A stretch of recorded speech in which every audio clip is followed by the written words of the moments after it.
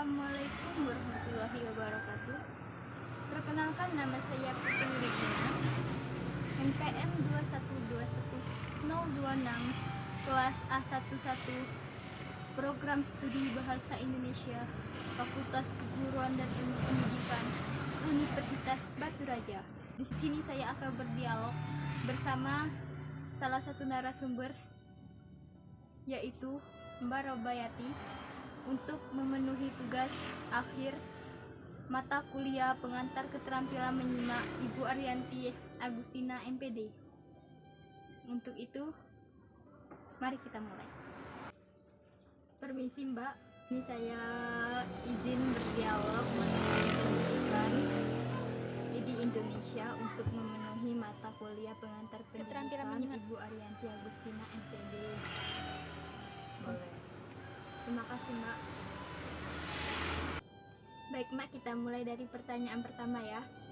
Menurut Mbak, apa yang Mbak ketahui mengenai pendidikan yang ada di Indonesia ini? Pendidikan. Kalau menurut saya pribadi, pendidikan itu merupakan salah satu wadah untuk kita mengembangkan diri dari yang kita tadi belum tahu, untuk memperoleh pengetahuan, baik itu keterampilan, pemahaman, pengetahuan itu dari pendidikan. Baik itu pendidikan formal ataupun informal, kita mendapat bimbingan dari tenaga pengajar yang ada di dalam dunia pendidikan seperti itu. Baik, menurut Mbak pendidikan seperti itu ya Mbak? Iya. Baik Mbak, kita beranjak ke pertanyaan kedua. Menurut Mbak, siapa sih yang bertanggung jawab di pendidikan di Indonesia ini?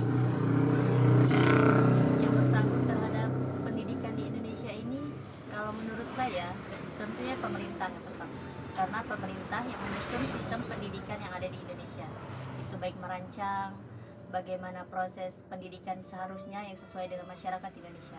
Selanjutnya yang kedua itu tenaga pendidik.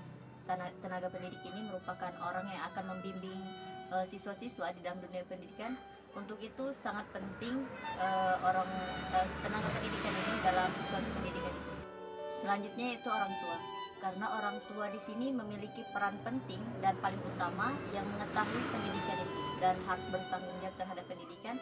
Misalkan ketika anaknya sudah memasuki jenjang untuk bersekolah, maka orang tua harus bertanggung jawab terhadap pendidikan anaknya, karena pendidikan ini bersifat pembelajaran yang berlangsung secara bertahap dan berproses seperti itu.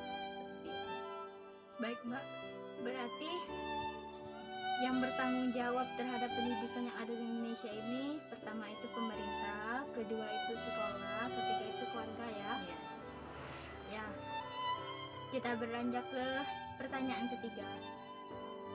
Menurut Mbak, sistem pendidikan di Indonesia ini kenapa berubah-ubah setiap tahunnya?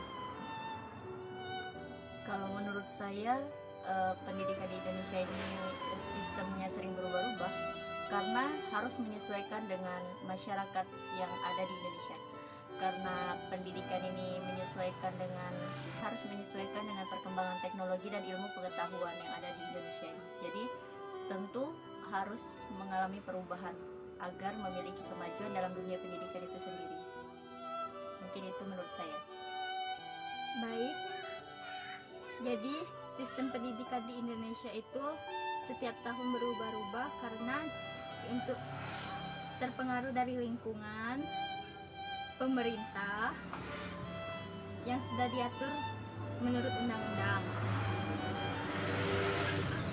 Baik Mbak, selanjutnya untuk pertanyaan keempat, kapan sih pendidikan itu dienyam oleh putra dan putri Indonesia? Pendidikan itu menurut saya sebaiknya dienyam dari mulai usia dini. Mulai dari pendidikan PAUD itu harus sudah mulai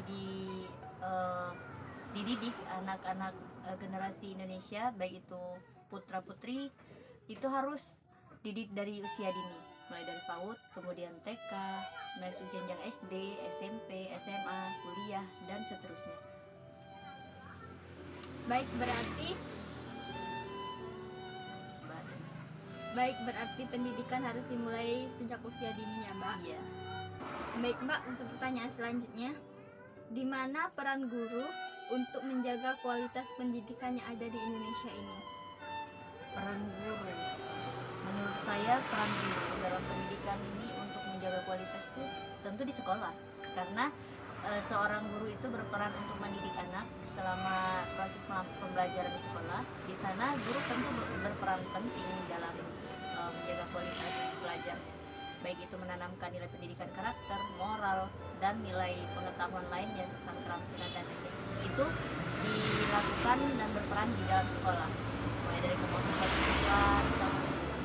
Menurut saya itu berperan saat di sekolah. Baik Mbak, untuk pertanyaan selanjutnya, bagaimana pendidikan di Indonesia dapat membentuk karakter bangsa Indonesia yang dapat mandiri? Menurut saya pendidikan di Indonesia itu agar dapat dibentuk karakter generasi muda itu dengan menyusun suatu rancangan pendidikan, karena suatu pendidikan itu dirancang berdasarkan sistem tadi, jadi harus disusun terlebih dahulu oleh pemerintah sesuai dengan tujuan pendidikan, agar karakter peserta didik itu dapat diarahkan dari tujuan pembelajaran yang ada di sekolah. Misalnya penanaman karakter ini dimulai dari proses pembelajaran, jadi tenaga pendidik itu sudah diarahkan untuk memberikan suatu penanaman karakter terhadap peserta didik di dalam pendidikan itu, agar karakter anak bangsa itu sudah tertanam melalui proses pembelajaran di kelas. Dan karakter itu tentunya karakter-karakter yang positif yang dapat berdampak terhadap kehidupan peserta didik di dunia yang dihadapi peserta didik saat ini. Baik, menurut Mbak seperti itu ya. Iya, seperti itu. Kita beranjak ke pertanyaan terakhir. Apa yang menjadi harapan Mbak ke depannya untuk pendidikan yang ada di Indonesia ini? Harapan secara pribadi, kalau menurut saya, harapan yang saya inginkan tentunya pendidikan Indonesia saat ini dan kedepannya itu menjadi lebih maju, baik itu perkembangan teknologinya maupun ilmu pengetahuannya itu semakin meningkat.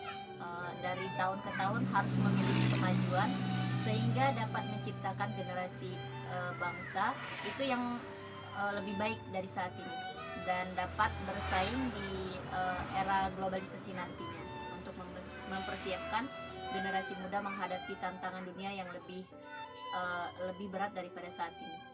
Dan harapan saya semoga pendidikan di Indonesia ini dapat mencapai tujuannya agar semakin meningkat dan menjadi lebih baik. Baik Mbak, dari harapan Mbak tadi, semoga harapannya dapat segera terwujud dan pendidikan di Indonesia semakin maju. Terima kasih Mbak atas waktunya telah berdialog bersama saya mengenai pendidikan yang ada di Indonesia. Sama-sama. Jika ada yang salah kata, saya mohon maaf.